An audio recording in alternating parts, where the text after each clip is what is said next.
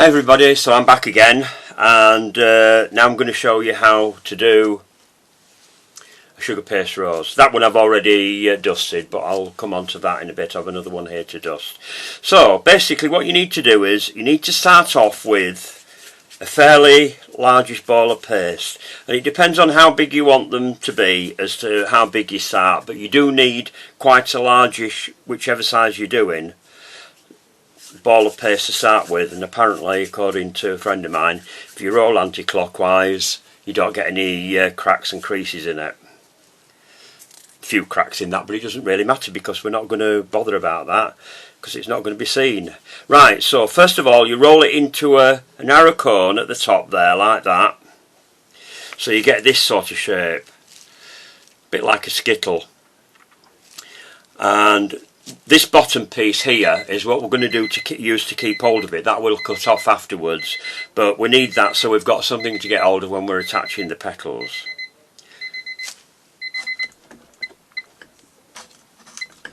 Sorry, my timer went off there for the last video.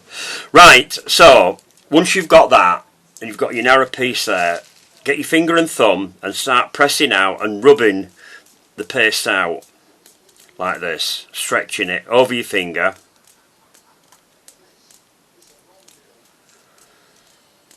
Like that.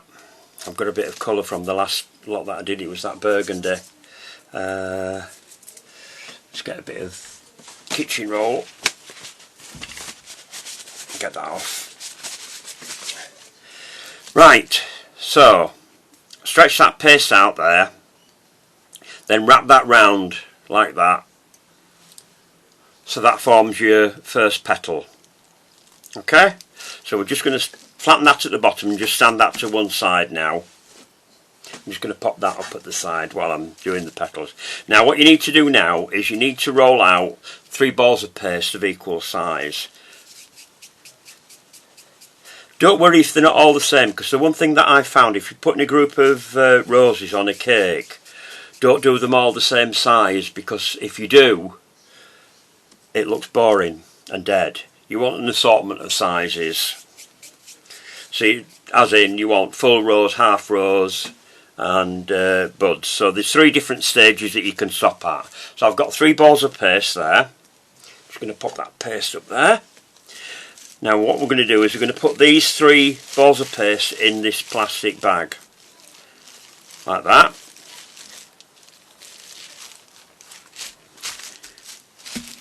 Okay, and all you do is just squash down the paste.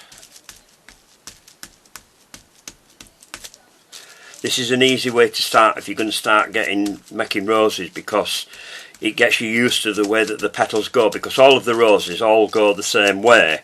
The only difference is the way that you do it and the material you're working with. So as I say, with this you could use sugar paste, you can use marzipan, you can use modelling chocolate. Just make sure that when you're colouring it, you use gel colours, don't buy the liquid colours, because they've got water in it and that'll make your paste disintegrate because it's got water in it, and sugar and water don't like each other. So the next thing you do is with one of your fingers just put pressure on the top and go around the top edge. Don't worry if you get creases in your petals, it doesn't matter. Roses do have some veining in them, and I've found that sometimes when you're doing sugar paste roses, because you've got the creases in it, it just adds to the effect. So once you've thinned your edges, then they want to come out. Now you'll find that it'll probably have stuck to your plastic bag on the bottom, so that piece is going to go face to the bud that we've done. So that's the side under there. Just move that bag out of the way, get your centre back, and what you do now is you get each of these petals, and you want the petal to be very slightly higher than the centre. And the reason for this is so that when you curl your petals back, the flower appears flat. If you don't get them high enough, you'll end up with the centre higher, and they're not like that. So tuck that round, leave this loose at this side, because your last petal is going to go underneath that. Your next petal goes halfway across that and tuck it round.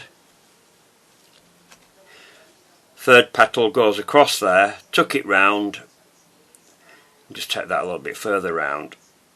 And that's going to go underneath the first petal there. like that. So bring that round so you've got this spiral going on there. And then with your finger and your thumb, just curve back your petals like that. Now you could leave some like that as a bud. So then you go on to your next stage.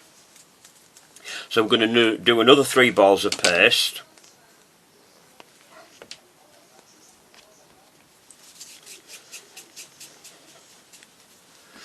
Once you've done a few of these, you get used to getting your balls of paste more or less the same size. Doesn't matter if they're not exact.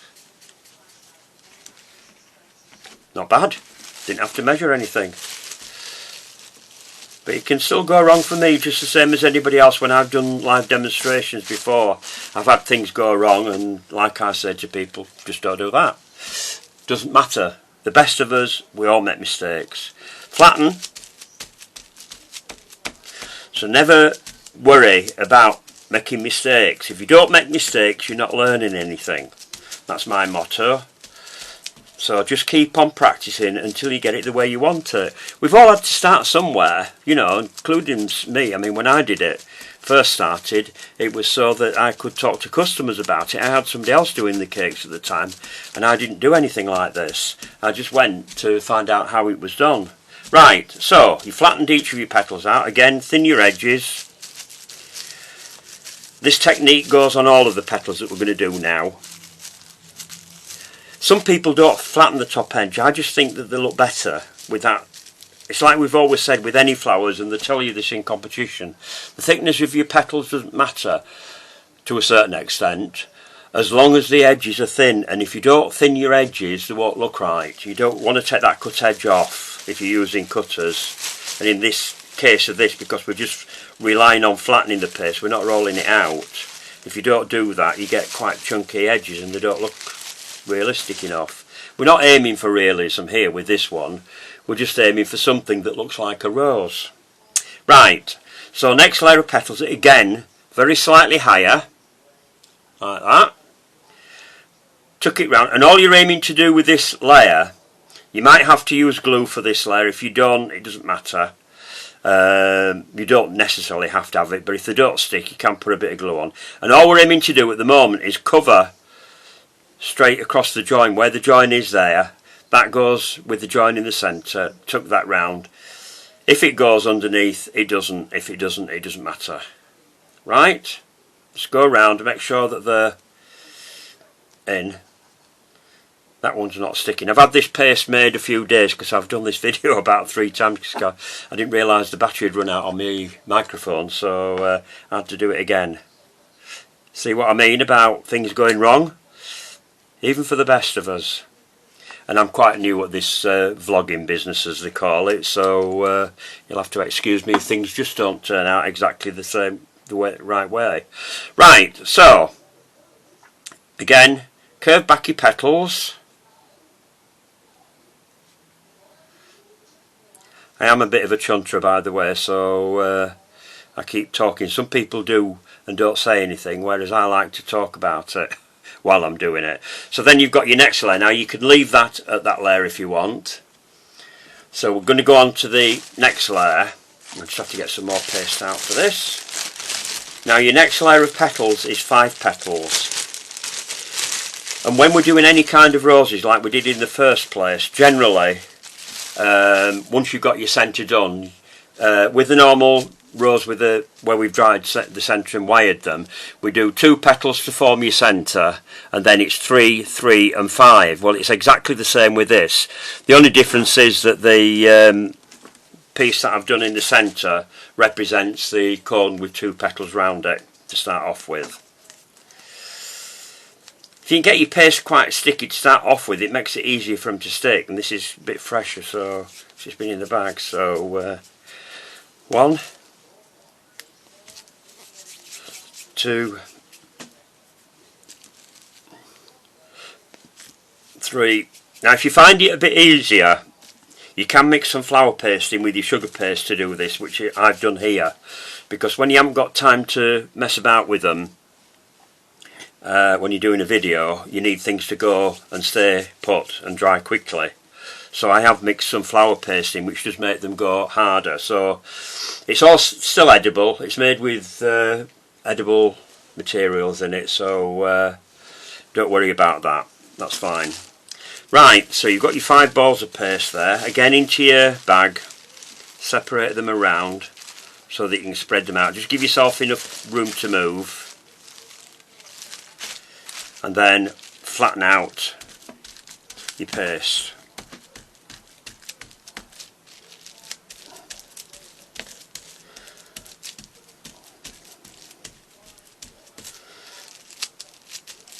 They're not going to be as even all over as they would be if you rolled them out, but if you can get them reasonably level, just spend a little bit of time with them, because it's covered up in the plastic bag, so it's not going to dry out in here. It's just when you take it out that you've got to get cracking with them, because then your paste starts drying out fairly quickly, especially if you've mixed the flour paste in with it as well. With marzipan you've probably got a little bit longer to work with it. But I mean, you could also try it with, if you wanted to practice with it, practice with some plasticine or something like that, and then you can squash it and start again, just to get the practice going, so that when you do it, you're confident at what you're doing. So any medium that is a paste-like substance that you can mould, you can do this with. So it gives you endless possibilities to do this with your family. And if anybody criticises your flour and says it doesn't look right or whatever, although I haven't come across anybody that's done that yet, but I always say with my students and that, if anybody criticises your work, just say to them, well, you do it. They usually shut up then. Right, it doesn't matter where you start with this, as long as you go higher than the previous layer. So first petal on, and keep hold of that there, and start putting your others round. Now it depends on whether you're left-handed or right-handed, just which way you go round. There isn't a right or a wrong way. If you're left-handed, you'll go round the opposite way. I dare say if you looked at actual roses, they're probably not all exactly the same anyway. So right, make sure that last one's open, so your last petal goes in there underneath the first one. Bring that round, there we are, make sure that's in, and then curve your petals back again like that.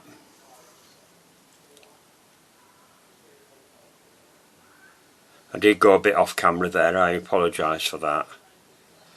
There we are. So what we need to do then is, this is where you need a flat palette knife like this. It doesn't have to be a small one like this. If you've got a big one or any blunt knife, you can use this. And just put that underneath your rose like that. Slide your rose across like that to take that excess off the bottom like that. And then pop that onto your foam to dry. So you've got that there ready to dry. If you wanted to and your petals are dropping back like those are, what you can do is to get hold of your flour and then just put it upside down like that on your foam. It's soft as that, so it's not going to damage the flour until the drying place. And just keep coming back and giving your petals a bit of a tweak and to keep them in place. Right, so once you've done that, then we can start colouring. I'm going to start with the sugar paste rose that I've just done to start off with. So you want your kitchen roll. Always have plenty of kitchen roll. We use a hell of a lot of kitchen roll in this job. So with that one, what I've dusted that one, there's 2 colours that I could use for that, because I've done, it's like an ivory coloured rose. So I've got 2 colours here I could use. The first ones I've done with Golden Pearl, which is that one from Edible Art, which is basically a pearl lustre dust with flecks of gold in it. Or if you wanted to give it a little bit more colour, there's another one here that I quite like actually. It's one of the newer ones. It's been out quite a few years, but it was a new one when I first used to sell them. This one's called Iced Coffee, so I'm going to try it with this one this time. Now then, I know that a lot of people don't always have a lot of brushes to do their colour, to do the colouring, and sometimes you have to use I've got different brushes for different colours, but if you haven't got a lot of brushes and you do need to clean them, here's a tip for you. Powder on your board like that, get your brush in your powder, and then just work your brush in your powder. That one hasn't got any colour to come out because I've already done that one. It did have some blue in, but that colour won't transfer because I've already done that. So if I get one that's got some colour in it, that one, then you'll be able to see what I'm doing. You see the reds coming out of that because I've used the red for that. Just keep working it in the powder. Don't wash your brushes. These brushes we don't wash. These are special dusting brushes that we use for this job. They're soft enough not to damage the petals and firm enough to hold the powder. I have tried makeup brushes, but makeup brushes are a bit too soft. So these are specially made for sugarcraft that you can use for this job. Right, so like we do with everything else, get some colour onto your kitchen roll and then work the powder off of your flour, off of your brush rather, and then just start brushing in from the edge. Now all I'm really doing is adding a bit of lustre to this. It just makes it look a bit better. You could add another colour to the edge of it. You could add a pink or whatever you want. I mean, the thing is with sugarcraft we can use artistic license, so if you wanted to add more colour to it you could do. It's your flower, you're doing it. If you're doing it for somebody else, then obviously it's the colour scheme that they've decided they want. Although some of the colour schemes can be a little bit bizarre. I don't like doing colours that are not real colours though, if I can avoid it. I once did a wedding cake with blue roses on it and I hated it. But yeah, that's what the bride wanted. It was the colour of what the bridesmaids were wearing, I think, in that case. Not a colour I would have picked, but there we are.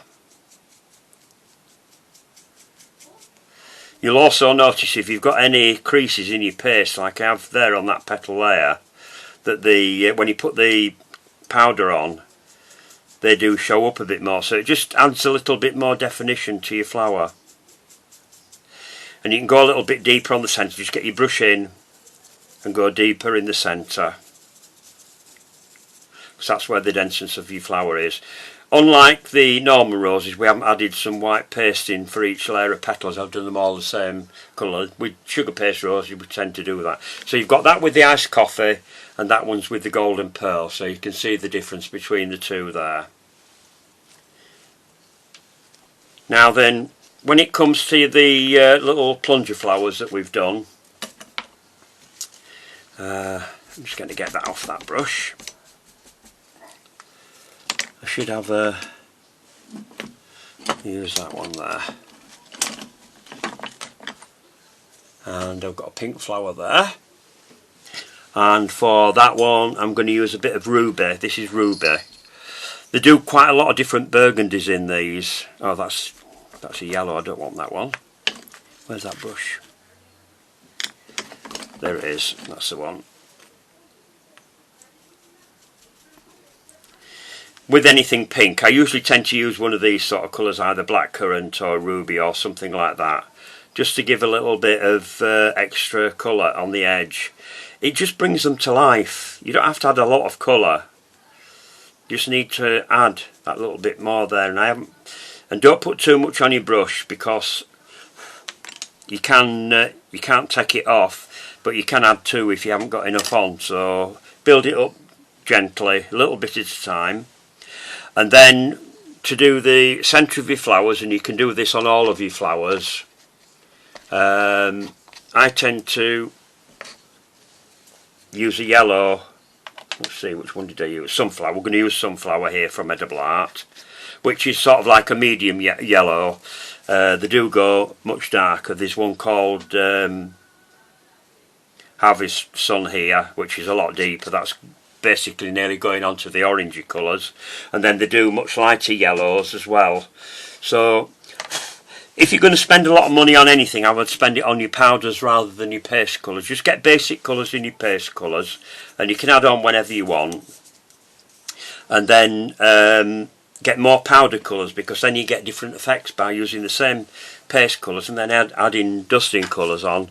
You can get lots of different effects, and there's loads of different shades, and they are cheaper as well from Edible Art. So if you want to look at theirs online, it is Edible Art World of Colour, and you can go on there and see what they've got. So I want some isopropyl. Where's my isopropyl gone? Hiding under here somewhere. There. And I always use the lid as a palette, so you're not wasting anything. There's already a bit of colour in there, so I'm just going to add a tiny little bit. If you get one of those little eyedroppers, I don't know what I've done with mine, it's on here somewhere. But if you get one of those, you can do a few drops at a time rather than putting loads in there. So I'm just going to mix that in with that there. Don't go too thin with it either, because otherwise it runs everywhere. And then just go straight into the centre of your flower like that. Paint it in. Now it looks quite dark when I put that in there, but when it dries, now I've got another pink one here that I've done like that. When it dries, it goes a bit lighter, same as it's done in all the other colours. So let's get a lilac coloured one there. There's a lilac one there. Just paint into the centre of that, just to get your colour in there. And then with that one, I've got some violet here, so I can use the same brush that I've used for that burgundy there, because it's a similar sort of colour. And then just round the edge of that. That's been done with this cutter, by the way, and then the veiners that I showed you in the other video. Just go around the edge, just add that little bit of extra colour.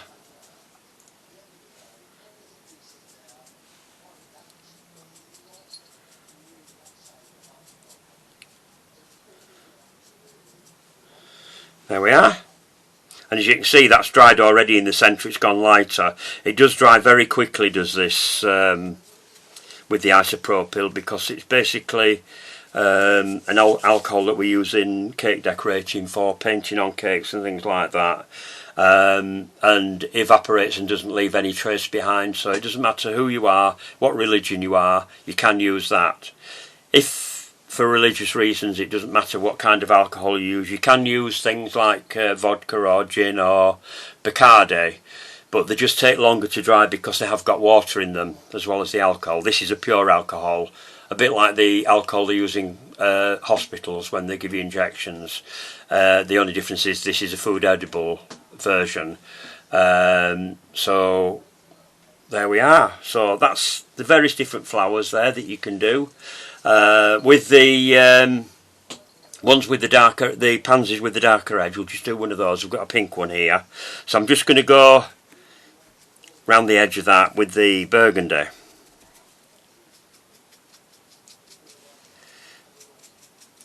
Just give it a little bit of definition. You don't have to use that colour, you could use a different colour, you know. I don't tend to use the pinks in these unless I'm doing it on very pale coloured flowers, because they don't always show up enough. Like I say, sometimes with sugar flowers we have to overemphasise some of the things that we do to make them look better. Just depends what you're aiming for. Another thing that you can do as well, because they don't do a lot of dark colours in the lustres, if you want to do a dark colour in the lustres, if you get the colour that you want to use and then mix one of the white or ivory lustres in with it, you can make your own darker coloured lustre. These do mix, unlike a lot of the colours on the market, they are natural pigments of these, they're not mixed like some of the makes are. So what I'm going to do with this is I'm going to go in with the dry yellow powder now, and I'm just going to go into the centre of that pansy there and just dust that into the centre there, so you've got your pansy with your coloured edge and your yellow centre. If we get another one out, there's a purple one there, look. Just go into the centre with the yellow like that. I did see somebody on YouTube the other week before I started doing my videos, and he had a little photographer's puffer thing for blowing it out, which I thought, oh, that's a good idea, I'll have to get one of those. So that's something that I need to look into. I can't remember whose video it was though, so I'll have to have a look into that and see if I can find one. So just a bit of where's my lilac gone? I think I put the lid back on it, haven't I? Lost it. Oh, we've got some Empress Purple. This is dark. This is one of my favourite colours in the purples. Empress Purple. It's a lovely colour, is this? Very dark purple. And because this is quite dark, I'm going to have a much darker. Always go a bit darker with the colours that you're going to dust onto the edges of whatever you're doing. But as they told me, when you're entering competitions, the best thing to do is to get a real flower in front of you and study it and see how it goes together. Take it apart if you have to and see how it goes together, especially when you're doing things like stamens and that in them.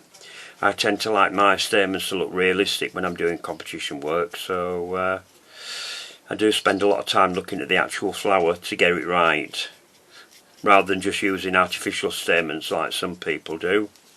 So there we are. That makes a world of a difference. And then you can steam them afterwards. You could do it with a steam iron, but just make sure it's not spitting, or a kettle. But I mean, you can't really do the unwired ones in a kettle because you burn yourself if you're not careful. If they're wired, use a kettle. If not, then try with a steam iron. Just make sure it's not spitting, otherwise you get any water on there, it will mark it and you can't get rid of it. Right, so that's it for today. Hope you've enjoyed that, and the next video I'm going to do is I'm going to show you how to do an all-in-one rose using an all-in-one cutter, which is these kind of cutters here. These are the PME ones. There are others on the market like Orchard Products and various other ones, and they do come in two different sets. That's the big set, and then there's a smaller set there, so it depends on the size of the roses you want. So look forward to seeing you in the next video. Bye for now and stay safe.